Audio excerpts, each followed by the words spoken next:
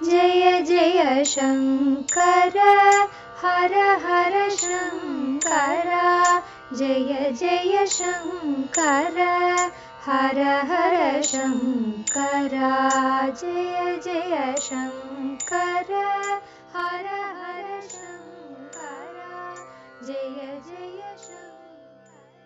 ஸ்ரீ சங்கர சரிதம் தெய்வத்தின் குரல் 5ஆம் பாகம்.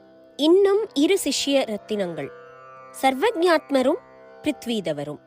4 முக்கியமான சிஷ்யர்கள் என்று பிரசிதமாகச் சொன்னாலும் இன்னும் சில மகான்களும் ஆச்சாரிய சிஷ்யர்களில் சிஷ்யரத்னம் என்னும்படி இருக்கிறார்கள். அவர்களில் 2 பேரை பற்றி சொல்கிறேன். 2 பேரும் சுரேஷ்வாச்சாரியாள் மாதிரியே முதலில் ஆச்சாரியாளிடம் வாதச் சண்டை போட்டு தோற்றுப்போய் அப்புறம் பரம சிஷ்யர்களாக ஆனவர்கள். ஒருத்தர் ஆச்சாரியாளை விட வயசில் ரொம்ப பெரியவர், பிருத்வீதவர் என்று பெயர். பிருத்வீதரர் என்றும் சொல்லியிருக்கிறது. மற்றவர் ஆச்சாரியாளை விட ரொம்ப சின்னவர், குழந்தை. அவர் பெயர் சர்வஜாத்மர். ஆச்சாரியாள் கடைசி காலத்தில் காஞ்சிபுரத்தில் சர்வஜ்ஞ பீடம் ஏறப்போன போது அவரோடு பல பேர் வாதம் பண்ண போனார்கள். அவர்களில் தாமிரபரணி தீரத்தில் இருந்து போனவர்களும் இருந்தார்கள். அவர்களில் 7 வயசு குழந்தை, அதன் தகப்பனார் ஆகியவர்களும் இருந்தார்கள். அப்போது குழந்தைக்கு பேர் மகாதேவன். இதற்கு முந்தியே தகப்பனார் தீவிர மீமாம்சகராக இருந்து கொண்டு ஜைன பௌத்த மதங்களை கண்டனம் பண்ணிய போது இந்த குழந்தையும் அவர்களிடம் வாதம் பண்ணி அசர அடித்திருந்தது. இப்போதும் ஆச்சாரியாளின் உத்தர மீமாம்சைக்கு, அதாவது வேதாந்தத்திற்கு முன்னே தகப்பனார் உள்பட மற்ற எல்லாரும் தங்களுடைய பூர்வ மீமாம்சையால் பதில் சொல்ல முடியாமல் வாயடைத்து போன அப்புறமும் இந்த குழந்தை மட்டும் விடாமல் 4 நாள் வாதம் பண்ணிற்று. கடைசியில் தோற்றுத்தான் போயிற்று. ஆச்சாரியாள் சர்வஜ்ஞ பீடம் ஏறினார். ஆதியிலே குழந்தை ஆச்சாரியாளை பார்த்தவுடன் கோவிந்த பகவத் பாதருக்கு பிரேமை பொங்கிக் கொண்டு வந்தது போல இப்போது அந்தத்தில் ஆச்சாரியாளுக்கே இந்த குழந்தையிடம் வந்தது. குழந்தைக்கும் தோற்றுப்போனோமே என்று இல்லாமல் சத்தியம் தெரிந்ததே என்று சந்தோஷமாக இருந்தது. தெரிவித்தாரே என்று ஆச்சாரியாளிடம் பக்தி, பிரேமையோடு கூடிய பக்தி உண்டாயிற்று. சின்ன வயசில் சந்நியாசம் தாருங்கள் என்று ஆச்சாரியாளை பிரார்த்தித்துக் கொண்டது. ஆச்சாரியாள் பூர்ண அனுகிரகத்தோடு அப்படியே கொடுத்தார். அப்புறம் குழந்தைக்கு சர்வஜாத்மா என்று பெயர் ஏற்பட்டது. ஆச்சாரியாள் சர்வஜர், அவருக்கு ரொம்ப ஆத்மார்த்தமான சிஷ்யர் என்று தெரிவிக்கும் பெயர். ஆச்சாரியாள் சரீர யாத்திரை முடித்து பிரம்மி பாவம் அடைவதற்கு முன் சுரேஷ்வாச்சாரியாளின் மேல் பார்வையின் கீழ் குழந்தை சர்வஜாத்மரைத்தான் இந்த காஞ்சி மடத்தின் சுவாமிகளாக நியமனம் பண்ணினார். அதனால் சுரேஸ்வரரை தம்முடைய குருவாக அவர் சொல்லிக் கொண்டிருக்கிறார். குருவின் பெயரை சொல்வது மரியாதை அல்ல என்பதால் சுரேஸ்வரர் என்பதை அதே அர்த்தம் கொடுக்கும் தேவேஸ்வரர் என்று சொல்லியிருப்பார். ஆச்சாரியாளுடைய சாரீரக பாஷ்யத்தை ஆதாரமாக கொண்டு சர்வஜாத்மர் சம்க்ஷேப சாரீரகம் என்று புஸ்தகம் எழுதினார். சம்க்ஷேபம் என்றால் சுருக்கம், சுருக்கம் என்றாலும் இதில் 1000 ஸ்லோகத்துக்கு மேலே இருக்கிறது. ஆமாம், ஸ்லோகங்கள் ஸ்லோக ரூபத்தில் அத்வைத புஸ்தகம் எழுதினவர்கள் ரொம்ப குறைச்சல். ஆச்சாரியாளுக்கு பிற்காலத்தில் அப்படி எழுதியவர்களில் முக்கியமான 2 பேர் சர்வஜாத்மரும் வித்யாரண்ய சுவாமிகளும் தான். பஞ்ச பிரக்ரியா என்று அவர் இன்னொரு அத்வைத நூலும் செய்திருக்கிறார். எந்த சித்தாந்தத்திலும் ஏற்றுக்கொள்ள வேண்டிய விஷயங்கள் உண்டு என்று ஏற்றுக்கொள்வதுதானே ஆச்சாரியாள் வழி. அந்த வழியில் இவர் மீமாம்சை புஸ்தகமும் ஒன்று சின்னதாக எழுதியிருக்கிறார். குறிப்பு: பிரம்மாண லக்ஷணம் என்னும் நூல். வியாச பூஜையில் விசேஷ ஸ்தானம் கொடுத்து பூஜிக்கப்படுபவர்களில் சர்வஜாத்மர் ஒருவர். 5 ஆச்சாரியர்களாக 6 பஞ்சகங்களுக்கு அந்த பூஜையில் வழிபாடு நடத்தப்படுகிறது. அவற்றில் திராவிடாச்சாரிய பஞ்சகம் என்பதில் சம்க்ஷேப சாரீரகாச்சாரியர் என்று பெயர் கொடுத்து அவரை சேர்த்திருக்கிறது. சர்வஜாத்ம முனி என்று அவரை மரியாதை கொடுத்து சொல்வது வழக்கம். பிருத்வீதவாச்சாரியாள் என்பவர் ஆச்சாரியாளுக்கு மூத்தவர். ஆச்சாரியாளுக்கு முந்தியும் பலர் சூத்திர பாஷ்யம் எழுதி அவை வியாசருடைய வேதாந்தமான அபிப்பிராயத்துக்கு மாறாக இருந்ததாலேயே அப்புறம் சரியான பாஷ்யம் நம் ஆச்சாரியால் செய்ததாக பார்த்தோம் அல்லவா? இந்த பாஷ்யங்களில் ஒன்று, அதாவது வேதாந்தத்தை அனுசரிக்காதது பிருத்விதவர் பண்ணியதாகும். பிருத்விதரர், அபினவகுப்தர் முதலான 99 பேர்களின் பாஷ்யங்களை ஆச்சாரியால் சின்ன பின்னம் பண்ணி லோகத்தில் இல்லாதபடி ஆக்கிவிட்டார் என்று தத்துவச்சந்திரிகா என்ற புஸ்தகத்தில் இருக்கிறது. குறிப்பு உமாமகேஸ்வர சாஸ்திரி என்பவர் எழுதியது. அபினவகுப்தர் தந்திர சாஸ்திரம், அலங்கார சாஸ்திரம் இரண்டிலும் மிகுந்த கியாதி பெற்றவர். அவர் பேருக்கும் முந்தி இவரை சொல்லி பிருத்விதரர், அபினவகுப்தர் முதலான என்பதால் பிருத்விதாச்சாரியாளுடைய உசந்த ஸ்தானம் தெரிகிறது. தம் பாஷ்யம் தோற்று போன பின் அவர் ஆச்சாரியாளிடம் சரணாகதி பண்ணி சிஷ்யராயிருக்கிறார் என்று தெரிகிறது.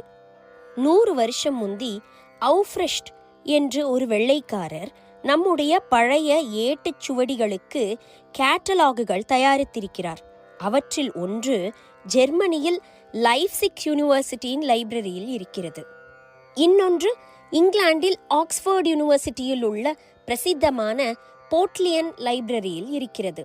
லைப்சிக் கேட்டலாகில் குரு பாதாதி நமஸ்காரம் என்ற சுவடியை பற்றி சொல்லும்போது ஆச்சாரியாளின் சிஷ்யர்களான தோடகர், அனுபூதி ஸ்வரூபாச்சாரியார் ஆகியவர்களுடன் பிருத்விதாச்சாரியார் பெயரையும் குறிப்பிட்டிருக்கிறது.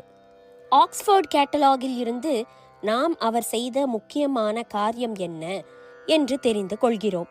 பிருத்விதவர் அல்லது பிருத்விதரர் எழுதியதாக புஸ்தகம் எதுவும் இருப்பதாக தெரியவில்லை. அவர் எழுதிய சாரீரக பாஷ்யத்தை ஆச்சாரியால் நிராகரணம் பண்ணின பிறகு அவர் ஒன்றும் எழுதவில்லை போல் இருக்கிறது.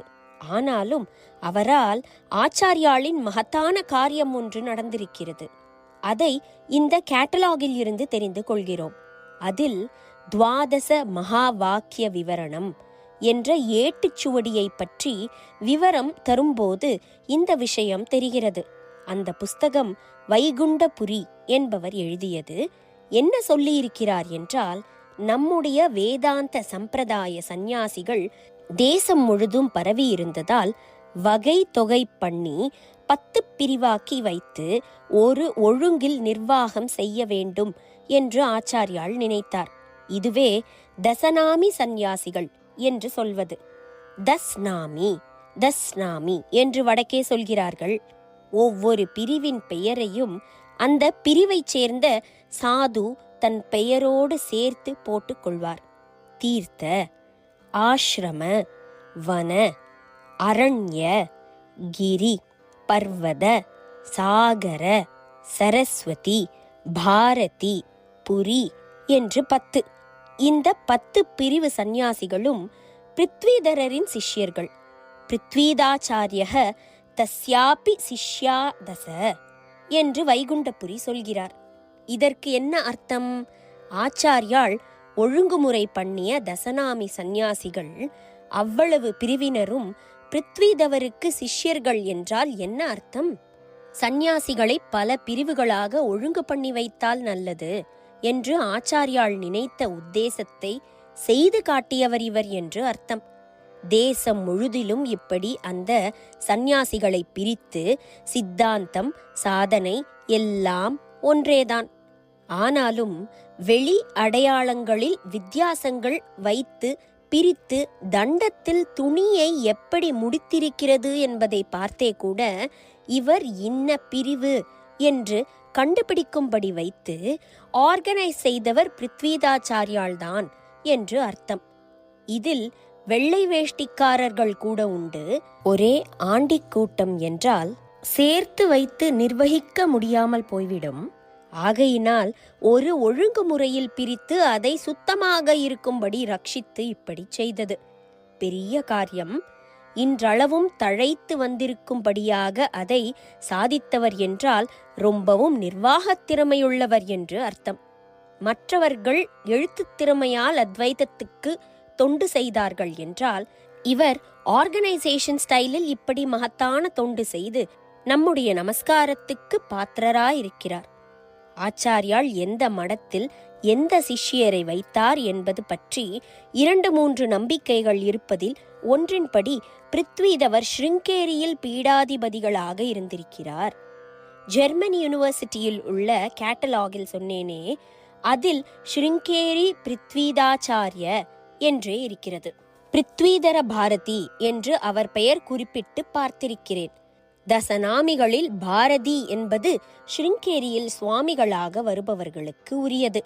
தீர்த்த சம்பிரதாயஸ்தர்களும் அங்கே சுவாமிகளாக வருவதுண்டு. இப்போது இருப்பவர் தீர்த்தர். குறிப்பு: தற்போது மகா சந்நிதானம் எனப்படும் மூத்த சுவாமிகளாக விளங்கும் ஸ்ரீ அபினவ வித்யா தீர்த்த சுவாமிகள் இளைய பட்டம் நியமிக்கும் முன் 1963 கூறியது. தசநாமங்களும் அந்த மடத்துக்கு உண்டு என்கிறார்கள்.